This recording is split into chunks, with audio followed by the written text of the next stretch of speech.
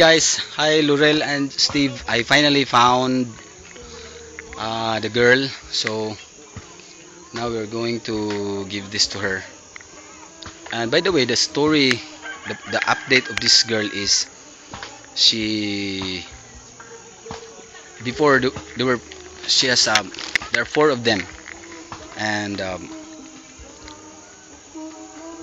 they were abandoned by their mother, the four. So the father took care of them, but also left them eventually.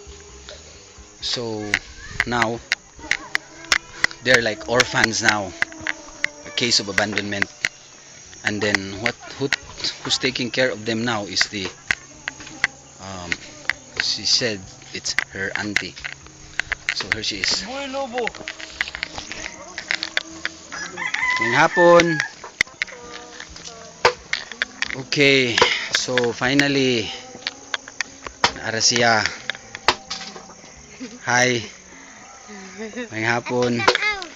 Okay, kini siya dugay na ni. Kato pa ning gipadala nila ni sa December, pero nalangan pag abot, I don't know. O ni anak, abot. Imo ni siya sa. So mao ni siya ang package. Okay, now abrihi. Okay, she's going to open the present.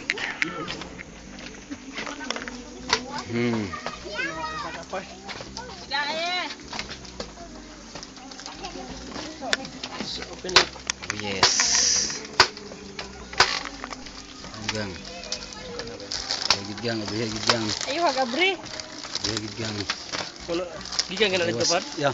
Pagawas gang, pagawas. Pagawas para makita niya. May dito ay ikuan sa dapit sa bag kay basi magkayong sa apil ang bag. Okay. Bigid lang abrihi. Sadahan tulad uy. Oh? Ay, Abrihi. Abrihi. Sige, i-spread, ibutang sana. Darling, dali Siya. ka dali. Muna siya, napag-yun. Okay. dito lagi. Dito pa lagi Adi kan na. So, sa may mo isulti gang. Tapos ga. Thank you. Wow. Wow. Welcome. Okay. So, the package is delivered and